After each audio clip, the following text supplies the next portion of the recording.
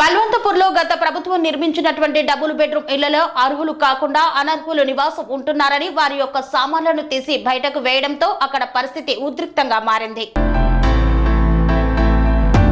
ప్రభుత్వం ఇల్లు లేని వారికి డబుల్ బెడ్రూమ్ ఇండ్లు నిర్మాణం చేస్తే అందులో ఇండ్లు లేని వారు నివాసం ఉండాలి. కానీ ఇల్లు ఉన్నవారే డబుల్ బెడ్రూమ్ ఇళ్లలో నివాసం ఉండడంతో ఆగ్రహించిన ఇండ్లు లేని వారు అందులో నివాసం ఉంటున్న వారి సామాగ్రిని బయట వేయడంతో ఇరు వర్గాల మధ్య ఘర్షణ వాతావరణం చోటు చేసుకుంది. సిద్దిపేట జిల్లా దుబ్బాక మండలం బల్వంతాపూర్ గ్రామంలో నిర్మించిన 20 డబుల్ బెడ్రూమ్లు అర్హులకు కాకుండా అనర్హులకు కేటాయించడం జరిగిందని గ్రామస్తులు ఆగ్రహం వ్యక్తం చేశారు. గ్రామంలో డబుల్ బెడ్రూమ్ ఇళ్లలో నివాసం ఉంటున్న వారి సామాగ్రిని ఇళ్లలో నుండి బయటకు వేసి ప్రభుత్వం అర్హులకు ఇచ్చేంత వరకు సహించేది లేదంటూ హెచ్చరించారు. గ్రామస్తులకు డబుల్ బెడ్రూమ్లు నివాసం ఉంటున్న వారికి కాసేపు ఘర్షణ వాతావరణం చోటు చేసుకుంది. సంఘటనా స్థలానికి పోలీసులు చేరుకొని సమస్యను సద్దుమణిగేలా కృషి చేశారు. ఈ సందర్భంగా గ్రామస్తులు మాట్లాడుతూ గ్రామంలో నిర్మించిన డబుల్ బెడ్రూమ్ ఇండ్లు అర్హులకు అందజేస్తే తాము అన్ని రకాలుగా సహకరిస్తామని, గ్రామంలో ఇల్లు ఉండి భూములు కలిగిన అనర్హులైన వారికి కేటాయించడం సరైంది కాదన్నారు.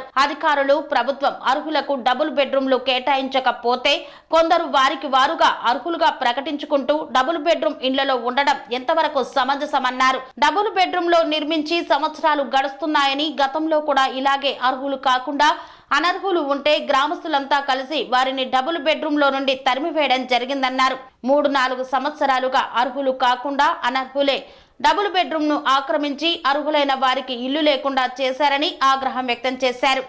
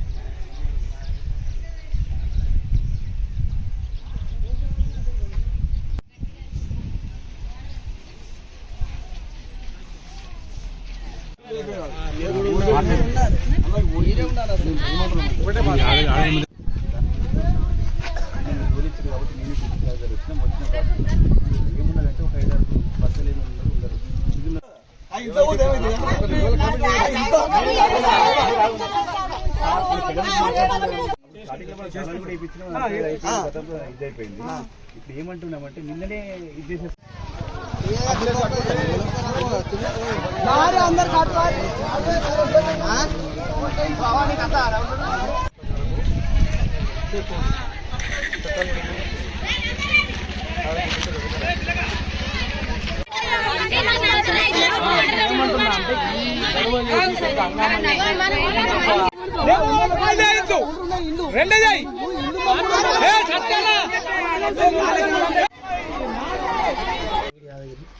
డబుల్ బెడ్రూమ్లు ఒక 10 సంవత్సరాల కింద నుంచి కట్టినాక అనర్హులు వచ్చి ఇలా జ్వరపడేది. మేము ఒక్కసారి ఎంఆర్ఓ వచ్చిండు, ఎస్ఐ సార్ వచ్చిండు. వచ్చిన తర్వాత తాళాలు వేసి వీళ్ళందరూ నిలగొట్టిన తర్వాత కొంతమంది వీళ్ళు గారు వేరే వాళ్ళు వచ్చి ఉన్నారు, వాళ్ళందరూ నిలగొట్టి వచ్చి తాళాలు వేసిపోయిన తర్వాత మళ్ళీ వీళ్ళు వచ్చి దొంగతనం వచ్చి తాళాలు వాళ్ళు కొట్టుకుని వీళ్ళందరూ ఉన్నారు సార్. అందుకు అర్హులను గుర్తించి మీరు ఇప్పగలరని మేము అడుగుతున్నాం సార్. మా ఒక్కలకు వ్యక్తిగతంగా మేము మాట్లాడతలేం సార్, అర్హులకే ఇవ్వాలని మేము మాట్లాడుతున్నాం. ఈ అదనంగా వచ్చి ఉన్నారు కాబట్టి కాల్ చేయించిన తర్వాత తక్షణమే గవర్నమెంట్ దిగొచ్చిన తర్వాత వీళ్ళు ఇష్యూ చేస్తారు సార్. అందుకే ఆదివారం దాకా అందరు కాల్ చేయాలని మేము కోరుతున్నాం సార్. మేము మా ప్రభుత్వాన్ని కానీ పోలీసు యంత్రాంగాన్ని కానీ ఇబ్బంది పెట్టాలని మేము అనుకుంటలేము సార్. ప్రస్తుతానికి మొత్తం వీళ్ళందరూ కాల్ చేస్తే మేము సంతోషంగా బయట పోతాం సార్. అందరు కాల్ చేస్తే మేము సంతోషంగా బయట పోతాం సార్. బల్వంతాపూర్ మండలం దుబ్బాక జిల్లా సిద్దిపేట. గతంలో 10 సంవత్సరాల క్రితం బల్వంతాపూర్లో 20 డబుల్ బెడ్రూమ్లు శాంక్షన్ చేసి కట్టింది. కానీ మరి ఒక 4 ఏళ్ళు దాకా కూడా వీటిని ఎవరు దీన్ని పంచోటకం లేకుండా ఖాళీ ఉన్నాయి. ఆ విధంగా కొద్ది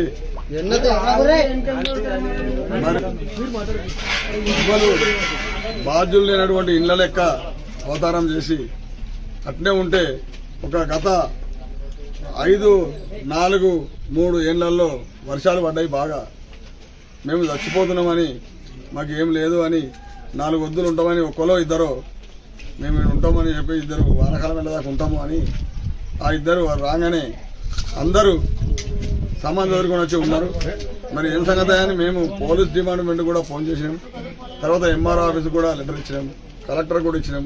ప్రతి ఒక్క మీద ఉన్నటువంటి స్థాయికి ఎమ్మెల్యే, ఎంపీ వీళ్ళందరికీ కూడా మేము చెప్తే మేము త్వరలోనే కాల్ చేపిస్తామని వాళ్ళు కొంతమందిని తక్షణమే ఒక 10-15 రోజుల్లో కాల్ చేశారు.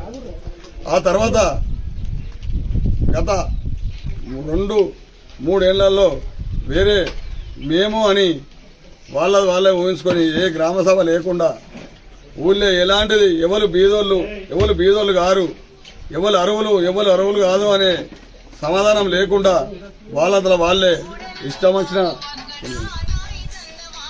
వచ్చిన తీరుగా వాళ్ళు ఎప్పుడు ఊహించుకున్నారో ఎప్పుడు ఏం చేశారో మాకు ఎవరు కూడా తెలియదు. ఊళ్ళే ఎవరు అడిగినా నిజమే అనేటువంటి చెప్పే వ్యక్తి లేకుండా వాళ్ళే చేసుకుని వాళ్ళు తెల్లందాకా ఇళ్ళల్లో తోలించడం జరిగింది.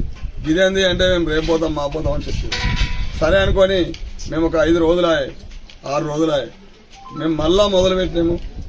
మేము యథావిధిగా ఎంపీటీఓకు లెటర్ ఇచ్చడం జరిగింది, అదేవిధంగా ఎంఆర్ఓ కూడా లెటర్ ఇచ్చడం జరిగింది, అదేవిధంగా కలెక్టర్ కూడా లెటర్ ఇచ్చడం జరిగింది, ఎమ్మెల్యేలకు ఎంపీలకు కూడా చెప్పడం జరిగింది. నిన్న తక్షణమే మన ఆర్ఐ డిప్యూటీ ఎంఆర్ఓ వచ్చి చేసి ఎవరైతే అనావరకాలు ఉన్నారో వాళ్ళు తక్షణమే పోవాలి. కూడా అనవసరంగా గొడవలద్దు. ఒక్కొక్కరికి 2 ఎకరాలు 3 ఎకరాలు వీళ్ళు ఫస్ట్ చెప్పుకున్నప్పుడు భర్త మీద జాగుంటే నాకు ఏమీ లేదని చెప్పుకొని ఇళ్లలో ఉండడం జరిగింది. అట్లా కాకుండా నిన్న అధికారులు వచ్చినప్పుడు నీ మీద ఎంత జాగు ఉన్నదని మేము ఎంబడే ఉన్నాము. ఊరు మొత్తము దాదాపు ఒక 400-500 మంది ఎంబడే ఉండి నీకు కొంత దూరం జాగా అంటే యథావిధిగా చెప్పారు. 3 ఎకరాలు నాకున్నది, 2 ఎకరాలు నాకున్నది, ఎకరం నాకున్నది, పట్టా ఉన్నది, పరంపోగు ఉన్నది, మాకు ఇల్లు ఉన్నది, ఒక ప్లాట్ ఉన్నది. వాళ్ళు చెప్పుకోరు, అధికారులు రాసుకున్నారు. మేము 5 రోజుల నుంచి వాళ్ళకి ఏం చెప్తున్నాం, 13వ తారీఖు నాడు అందరు యథావిధిగా మీకు ఉన్నటువంటి ఇల్లు, పాత ఇల్లు ఉన్నాయి, అన్ని ఉన్నాయి, ఆ విధంగా మీరు పోయి ఉండురి. అధికారులు వచ్చి ఎవరికైతే శాంక్షన్ చేస్తే వాళ్ళు యథావిధిగా ఉందురు. మేము ఎవరిని అద్దంటలేము. పూరా బీద పరిస్థితి, తినడానికి తిండి లేకుండా, ఉందామంటే ఇల్లు లేకుండా, కట్టుకునే బట్ట లేని ఊళ్ళో ఉన్నారు.